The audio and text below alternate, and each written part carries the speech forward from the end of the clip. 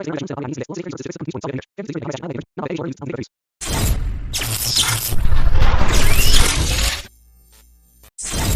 இல்லை. ஆனா பைபிள்ல எங்கேயாவது இயேசு நான் கடவுள்னு சொல்லியிருக்காரான்னு கேட்டேன். ஒரே ஒரு வசனம் கேட்டேன். ஆணித்தரமாய் விசுவாசிக்கக்கூடிய ஒரு காரியம் நம்முடைய பரிசுத்த வேதாகமத்தில் இருக்கிறதா? வணக்கம். இந்த வீடியோவை நம்ம பார்த்து வந்தோம். அந்த வீடியோவில் இந்த பாஸ்டர் ஒரு வசனத்தையாவது காட்டுங்க அப்படின்னாங்க. அதாவது ஆண்டவராகிய இயேசு கிறிஸ்துவானவர் தன்னை கடவுள் என்று எங்கேயாவது சொல்லியிருக்கிறாரா, வசனத்தை காட்டுங்க அப்படின்னு ஷார்ட்ஸ் வாயிலாக சொல்லியிருக்காங்க.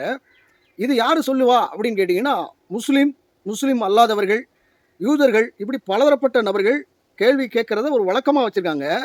ஒரு கிறிஸ்தவ ஊழியரே எல்லாவற்றையும் அறிந்து இவர் என்ன பண்ணுறாரு அப்படின்னு கேட்டிங்கன்னா, இந்த கேள்வியை எழுப்புறாரு. நான் விசுவாசிக்கிறேன் அப்படின்னு சொல்லிட்டு ஒரு பூசி முழுகிற வேலையை பார்த்துருக்கிறாரு. ஒரு வசனத்தை நான் காட்டுறேன் பாருங்கள். அதாவது யோவானுக்கு எழுதிய நற்செய்தி 13வது அதிகாரம் 13, 14 ஆகிய வசனங்களில் நம்ம வாசித்தோம் அப்படின்னா, நீங்கள் என்னை போதகர் என்றும் ஆண்டவர் என்றும் சொல்லுகிறீர்கள், நீங்கள் சொல்லுகிறது சரியே, நான் அவர்தான்.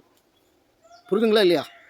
நான் அவர்தான் அப்படிங்கிறார். நீங்கள் ஆண்டவர்னு சொல்கிறீங்க, போதகர்னு சொல்கிறீங்க, அது சரிதான் அப்படிங்கிற மாதிரி ஆண்டவர் சொல்கிறார். அதுக்கு அடுத்த வசனத்தில் என்ன சொல்கிறாரு?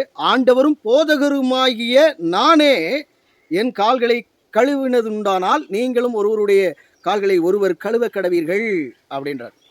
இதுக்கு மேலே நம்ம சொல்லணுமா? ஏங்க, இப்போ ஒன்றும் இல்லை, நீங்கள் என்ன நான் நல்லவன் அப்படின்னு நானே சொன்னால் நல்லா இருக்குமா? பிறர் சொல்லணும்.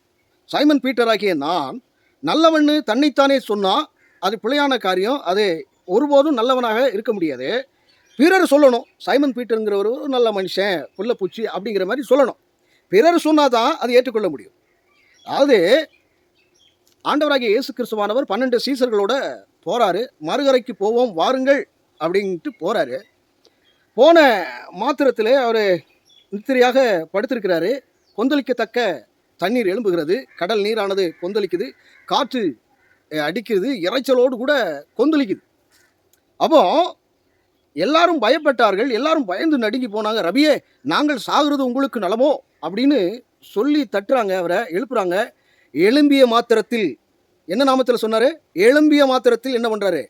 இறையாதே, அமைதலாயிரு, காற்றையும் கடலையும் அதட்டி ஒரு சொல்லில் சொன்னார். என்ன நாமத்தை கொண்டு சொன்னார்? பிதாவே அப்படின்னு சொல்லிட்டு இது பண்ணாரா? இல்லை, எழுந்த மாத்திரத்திலே காற்றையும் கடலையும் அதட்டினார் என்று வேதம் சொல்லுகிறது. அப்போது அங்கே சீசர்கள் பதட்டம் அடைகிறாங்க. சீசருக்குள்ள ஒரு குழப்பங்கள் உண்டாகிறது. இவர் சொல்லுக்கு காற்றும் கடலும் கீழ்ப்படுகிறதே, இவர் எப்படிப்பட்டவரோ அப்படின்னு அனலைஸ் பண்ணுறாங்க. புரியுதுங்களா? அதுக்கு அடுத்த ஸ்டேட்மெண்ட், ஒவ்வொரு இடங்களையும் தன்னை கடவுளாகவே நிரூபித்து காட்டினார். 12 சீசர்களும் அதை உணர்ந்து பார்த்தாங்க. அதனால் ஆண்டவரே போதகரே அப்படின்னு சொல்லி விசுவாசிக்கிறாங்க. அப்போ நீங்கள் சொல்லுகிறபடி சரிதான் அப்படின்ட்டு. அதே போல் இன்னொரு வசனத்தை கண்டெழுதின நற்செய்தி 6வது அதிகாரம் 46வது வசனத்தில், என்னை ஆண்டவரே ஆண்டவரே என்று நீங்கள் சொல்லியும் நான் சொல்லுகிறபடி நீங்கள் செய்யாமல் போகிறது என்ன அப்படின்னு. இன்னொரு வசனத்தை காமிக்கிறேன் பாருங்க. யோவானுக்கு எழுதிய நற்செய்தி 10வது அதிகாரம் 11வது வசனத்தில் இவ்வாறாக குறிப்பிடப்படுகிறது, நானே நல்ல மேய்ப்பன், நல்ல மேய்ப்பன் ஆடுகளுக்காக தன் ஜீவனை கொடுக்கிறான். அப்போ நீங்க சங்கீதங்கள் புத்தகத்தை வாசித்தீங்க அப்படின்னா, கர்த்தர் என் மேய்ப்பராய் இருக்கிறார், நான் தாழ்ச்சி அடையேன், அவர் புல்லுள்ள இடங்களில் அமர்ந்த தண்ணீரண்டையிலும் என்னை அப்படிங்கிற அந்த வேர்ட்ஸ் இருக்கிறது.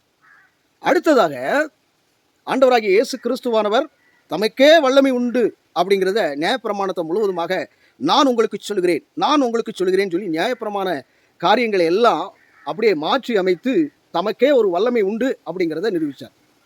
புரியுதுங்களா? அதே போல காபிரியல் தூதுவன் என்ன சொல்றாரு? கர்த்தராகிய இயேசு கிறிஸ்து என்னும் இரட்சகர் அப்படிங்கிற வார்த்தை, கர்த்தராகிய இயேசு கிறிஸ்துவின் அதாவது இரட்சகர் உங்களுக்கு தாவீது என்னும் ஊரில் பிறந்திருக்கிறார் அப்படின்னு சொல்லி எந்த மனுஷனுக்கும் அந்த மாதிரியான குழந்தை பிறந்த பிறகு இந்த மாதிரி அறிவிப்பு தூதர்கள் கொடுத்தாங்களா? சாதாரண மனிதர்களுக்கு அந்த மாதிரியான தூதர்கள் வந்தாங்களா? கிடையவே கிடையாது. ஆண்டவராகிய இயேசு கிறிஸ்துவுக்கு மட்டுமே தூதர்கள் வந்தாங்க. தூதர்களால் நற்செய்தி அறிவிக்கப்பட்டது. அதே வேளையில் அதாவது மந்தையில் எல்லாரும் ஆடை காவல் காக்கிறவங்கள்ட்ட போய் சொல்கிறாரு. சொல்லிட்டு தூதர்கள் எல்லாரும் மனுஷர் மேல் பிரியம் உண்டாவதாக, தேவனுக்கே மகிமை உண்டாவதாக என்று ஆர்ப்பரித்து அதில் அவங்க தேவனை துதித்தார்கள் என்று. எந்த தேவனை? ஆண்டவராகிய இயேசு கிறிஸ்துவை. அதுக்கு அடுத்த ஸ்டேட்மெண்ட், ஆண்டவராகிய இயேசு கிறிஸ்துவானவர் துணியில கட்டப்பட்டிருக்கிறது. வான் சாஸ்திரிகள் வர்றாங்க, யூதருக்கு ராஜாவா பிறந்திருக்கிறார் எங்க அப்படின்னு சொல்லி கேட்குறாங்க. அந்த சிறு குழந்தையை கொல்லதுக்காக ஆண் பிள்ளைகள் எல்லாம் கொன்று குவிங்கள் அப்படின்னு சொல்லி அந்த ராஜா அப்படி பண்ணுறாரு. இவங்க என்ன பண்ணுறாங்க, பொண்ணும் பொருளையும் முன்னால் வச்சு சாஸ்தாங்கமாய் விழுந்தார்கள் அப்படின்னு. ஒரு குழந்தைக்கு இவ்வளவு மகத்துவத்தை கொடுத்து பொன் பொருளையும் கொடுத்து வச்சு இது பண்ணுறாங்க, தொழுது கொண்டார்கள், பணிந்து கொண்டார்கள் அப்படின்னு. அப்போ ஒரு விஷயத்தை நான் ஆண்டவர்னு சொல்கிறத அவர் ஒருபோதும் இது பண்ணலை. அவர் தன்னை தாழ்த்தினார். ஆண்டவருங்கிறது அவருடைய சத்துவ வல்லமையினாலே தெரியப்படும். அவரையும் சொல்லணும், புரிதுங்களா இல்லையா? அந்த சத்துவத்தை நாம் அனலைஸ் பண்ணோம் அப்படின்னு சொன்னால், அறிந்திருந்தோமானால் அது நல்லமாக இருக்கும். அதே போல் பிலிப்பு கேட்பான், ஒரு இடத்துல கேட்பான், பிதான்னு சொல்கிறீங்களே, பிதாவை காண்பியும் அப்படிங்கும்போது ஆண்டவராகிய இயேசு கிறிஸ்துவானவர் என்ன சொல்கிறாரு அப்படின்னு கேட்டிங்கன்னா, அதில் ஒரு விஷயத்த சொல்கிறாரு. என்னென்னா, நான் இல்லை அப்படின்னு சொல்லியிருக்கலாம். அவர் ஒரு விஷயத்த சொல்கிறார். அதாவது பிதாவை காண்பியும்னு சொல்றியே, இவ்வளோ நாள் என் கூட இருந்தியே, உனக்கு புரியலையா, உனக்கு தெரியலையா, என்னை கண்டவன் பிதாவை கண்டான் அப்படின்றார். அடுத்த வசனத்தில் அப்படி இருக்கு. அப்போ அதில் என்ன அண்டர்லைன் பண்ணுறாரு அப்படின்னா, தன்னை பிதாவாக முன்னிறுத்துறாரு. புரிதுங்களா இல்லையா?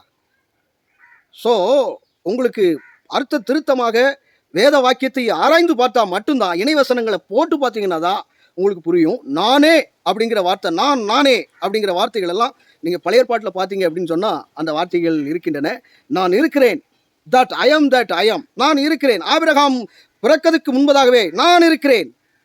அதே போல் வசனத்தை பெற்றுக்கொண்டவர்கள் தேவர்கள் என்று உன்னுடைய இதில் நான் சொல்லவில்லையா அப்படின்னு 82ஆம் சங்கீதத்தை வச்சு ஆண்டவராகிய இயேசு கிறிஸ்துவானவர் அங்கே சொல்கிறத பார்க்க முடியும். புரியுதுங்களா இல்லையா?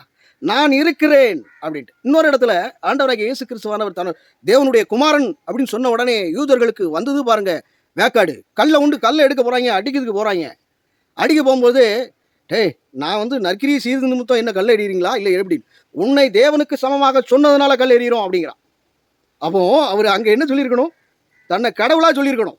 ஸோ நிதானித்து பார்க்கணும். ஆவியின் ஆழங்கள், கர்த்தருடைய கர்த்தத்துவத்தினுடைய மகத்துவத்தை ஒரு சாதாரண மனிதனால அவனுடைய மூளைக்கும் அப்பாற்பட்ட காரியமாக இருக்கிறது. புரியுதுங்களா? இயேசு கிறிஸ்து அப்படிங்கிற ஒரு மிகப்பெரிய என்ன சொல்றது, ஒரு வல்லமை உள்ள வார்த்தை சாதாரணமான கண்கள் லுச்சாக்களுக்கெல்லாம் தெரியாது. அது ஆவிக்குரிய கண்கள் திறந்தால் மட்டுமே இயேசு கிறிஸ்து யார் அப்படிங்கிறத நீங்கள் 4 சுவிசேஷ நூல்லையும் நீங்கள் வாசிங்க அப்படின்னா திட்டமும் தெளிவுமாக தன்னை தேவன் என்று அற்புத வல்லமையினாலும் பல காரியங்களிலும் அதிகாரமுடையவராக பேசியிருக்கும் போதே தெரியும். புரியுதுங்களா? திமிர்வாதக்காரன் என்ன வயசிருக்கும், மகனே உன் பாவங்கள் உனக்கு மன்னிக்கப்பட்டது அப்படின்னு சொல்கிறார், தகப்பனா சொல்கிறாரு. எப்படி சொல்ல முடியும்? புரியுதுங்களா இல்லையா? அப்போ புரிந்து கொள்ள வேண்டும், தெரிந்து கொள்ள வேண்டும். அப்படி இல்லை என்றால் இப்படி கேள்வி கேட்டு, அதாவது ஆண்டவராகிய இயேசு கிறிஸ்துவை மட்டப்படுத்தாங்க. புறஜாதியில் தான் அப்படி கேள்வி கேட்கான், புறப்பண்பிலே அப்படி கேட்குறான். முஸ்லீம்ஸில் அப்படி கேட்டு இது பண்ணிவிட்டு அவர் எப்படி வேண்டினார், அவர் எப்படி பண்ணார் வச்சார் அப்படின்னு சொல்லி கேள்வி கடைகளை தொகுத்தாங்க. எல்லாம் எனக்கு எடுத்துக்காட்டால் அவர் செஞ்சாரியா அப்படிங்கிற மாதிரி சொன்னாலும் கேட்க மாட்டாங்க. அதே போல் நீங்களும் மண்டையில் முடியல, மூளையும் தான் இல்லாமல் போயிடுச்சா அப்படின்னு தெரியல. வேறொரு பதிவில் வணக்கம்.